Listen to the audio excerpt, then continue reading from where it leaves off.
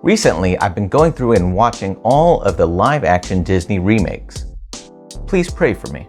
But about a month ago, it was time to watch the 2019 remake of Lady and the Tramp.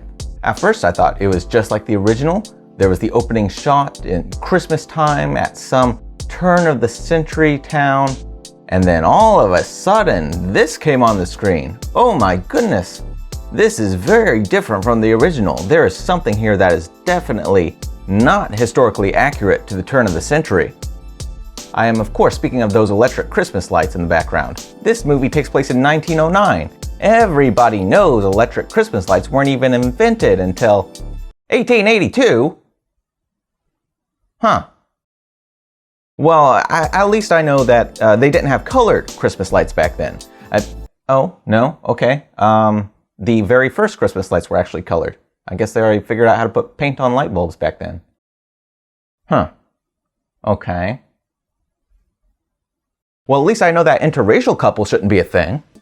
When the 2019 remake of Lady and the Tramp first released exclusively on Disney+, it caused a bit of a ruckus. Not about the hideous CGI dogs' mouths, but rather the controversy over casting a black woman as Darling, making Lady's owners an interracial couple. Not that that in itself is what caused the controversy. What was controversial about it was that the movie still took place in 1909 in New Orleans, in a time when Louisiana specifically had on their state law that you could not marry someone from a different race. And so people started claiming that Disney was taking part in historical revisionism, changing history. Like this article right here. Disney made Lady and the Tramp's human couple, Jim Deere and Darling, into an interracial pair, tossed in some characters of color, and set the whole movie in a fictitious, idealized version of the past. A fantasy getaway to a time and place that never actually existed. Wouldn't it be nice to have the aesthetic of turn-of-the-century America without the racism? Lady and the Tramp also asked the audience to suspend its belief enough to accept talking dogs. Why not pretend away racism as well? And when I first saw this movie, I thought this was exactly what Disney was doing, changing history. Especially since I've seen that Gallup poll that they put out where they ask Americans, are they in favor or not in favor of interracial marriage? And the poll started in 1959 with only a 4% approval rating, which in my mind meant, well, golly, it must have been all the way down at zero back in, say, 1955, and it was that way throughout all of America's history and only started recently going up in a exponential fashion. So there couldn't have been any mixed race marriage in the US back in 1909, and especially not in the South. Until I actually did some research on the topic. And I found this Columbia University research paper that I'll link to in the description if I remember, but here's what I found reading that. 1. At no point in American history was interracial marriage ever not a thing. The popularity of it has actually come and gone in waves. It has not been one straight line starting in 1959 up through today. And in fact, setting aside legal barriers, there weren't even a whole lot of cultural barriers preventing black and white lower class people to mix during the colonial period. 2. While yes, interracial marriage was illegal in Louisiana at the time of this movie, it was also illegal in several other states, yet in each of those states, you'd still have common law marriages or private ceremonies not officially recognized by the state, so people still broke the law. 3.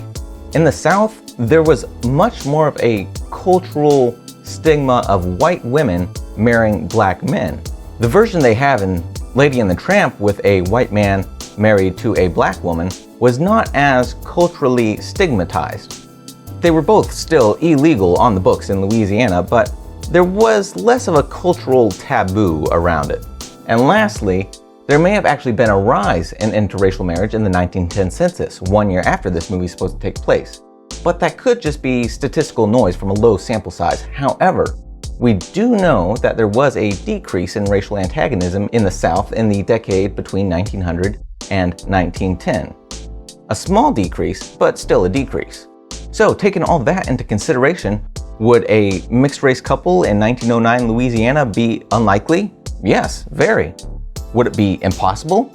No, not at all. So anyone who's saying or assuming like I did that Disney completely got it wrong and there was absolutely no way that you could have this kind of situation and be historically accurate, well, we were just all wrong. Yay! Okay, but who actually cares? I know I don't. I mean, after all, why would I make a video essay about that? All you need to do is a couple quick Google searches and have a little bit of imagination. I don't really care that we thought Disney was revising history. What does concern me is why did we think Disney was revising history? And when I say we, I do mean we. I've been kicking this idea for a video essay down the road quite a while now, mainly because, one, it's a controversial topic, but two, I just haven't come up with a good answer to that question of why. But I have come up with a few theories along the way, and I'll go and share those with you now. Theory 1, hyper-politicization. I don't know if you've been on the internet lately, but we live in very political times, don't we? And everything in politics right now revolves around race. It's gotten to where we can't even see a police officer without thinking, race! Or a bottle of Coca-Cola and think, race! Or cars going around in a circle and think, race! So naturally, when a racial element popped up in this movie, everyone immediately fixated on that and said, oh, race, that's a thing I should be concerned about. And then everyone just immediately rushed into one camp without any nuance, because that's what you do in a political situation. You pick an extreme and you stick to it. I think there may be more than just race and politics though, because of theory number 2, lack of teachability. You know, I was play acting for the sake of the video, but when I first saw the movie, I actually did believe the Christmas lights were anachronistic. When presented with the proposition that Christmas lights actually did exist in 1909, instead of thinking, interesting, I wonder if I could be wrong about that, I immediately rushed to judgment and said, ha! Stupid movie doesn't even know electricity didn't come out until after World War I. I'm so smart.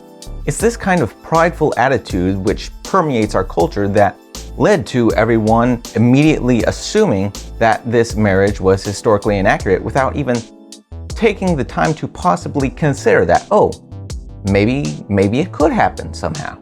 Theory 3, feedback loop. Why does a T-Rex sound like this? No one's ever heard a T-Rex, yet somehow we all know that a realistic dinosaur sound is a mighty roar.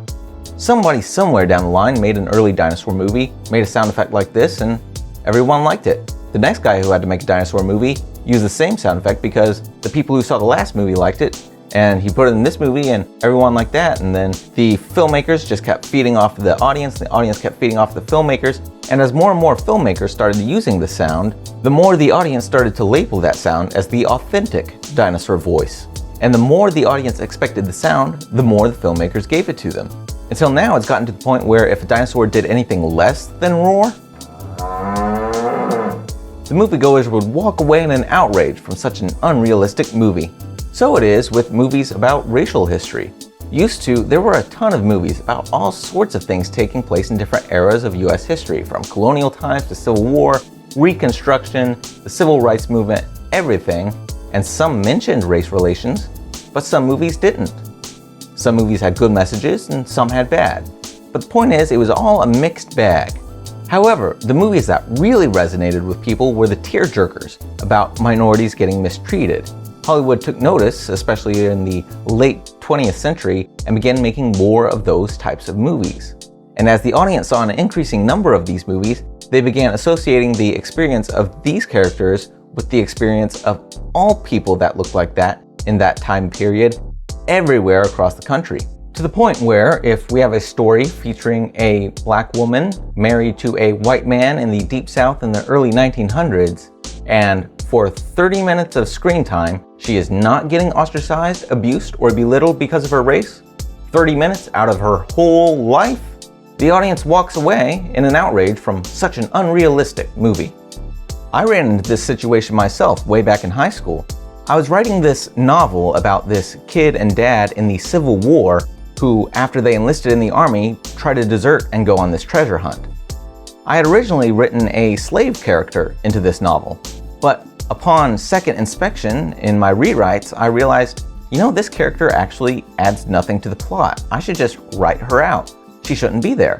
But I was so hesitant to do that because If I took her out, I wouldn't have mentioned slavery anywhere in the book.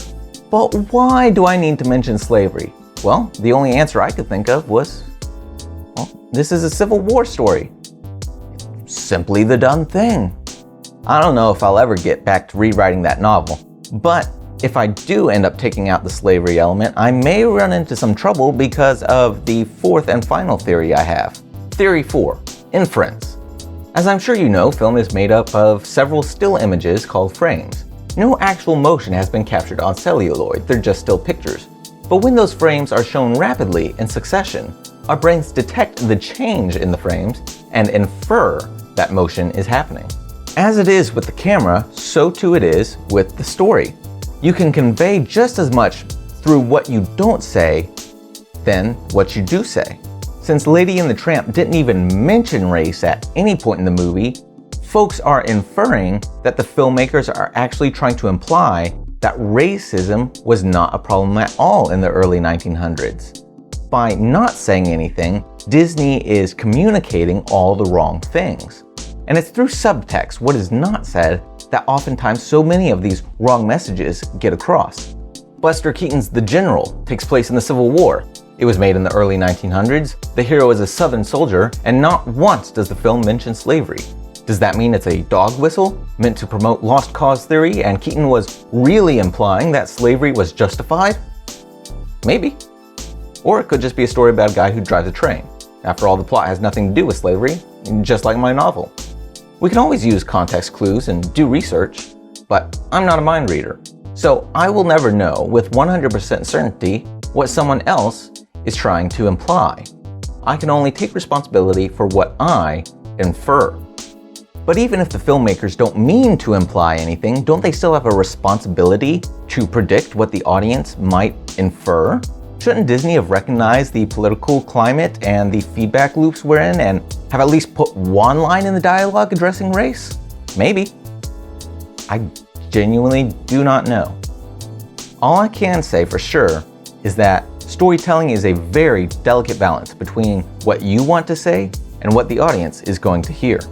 So those are my theories as to why this particular element of the Lady and the Tramp remake became such a huge deal. And even though I didn't come to one definitive conclusion to this multifaceted issue, I think there are still a few takeaways we can glean from this. While Lady and the Tramp is by no means an exceptional movie or even a culturally significant one, I do find it interesting, and I think we could take this as a little bit of a cultural wake-up call. A sign that we need to change our thinking just a little bit. Speaking for filmmakers and audience members alike, as I consider myself to be in both camps right now, I can say maybe we need to be a little bit more humble, recognizing when we may be wrong in a certain situation. We need to be a little more self-aware of all the feedback loops and political climates that surround us that make us think the way we do. And we need to be a little bit more teachable, not gullible, believing everything, but willing to do the research and learn the truth whenever we are presented with a point of view that contradicts our own assumptions. So those are my thoughts on the subject. What do you think about all this? Go ahead and type your thoughts down in the comments below, or even better yet, show this video to someone in real life. That way you can have an in-depth conversation that may actually prove productive. That's it for now. This is Joseph Unick signing off. See you later.